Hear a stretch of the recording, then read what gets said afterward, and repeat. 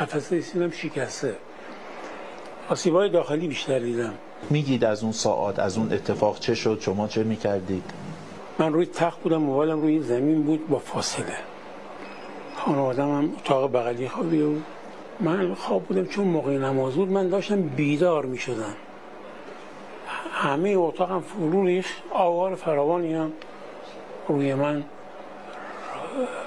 فرو ریخت و من 3 ساعت زیر آوار بودم و اونجا برای من ماجراها گذشت برای خودم. من نماز صبحم زیر آوار خوندم. هوشیاری داشتید زیر آوار؟ من لحظه ای که تیر زد هوشیار شدم. یعنی من اول فکر کردم زلزله شد و آوار ریخت. من با پاهم شروع کردم کندن جلوی پام، البته به اندازه‌ای که میتونستم تحرک پیدا کنم. من نماز که خوندم صدای ماشین شنیدم.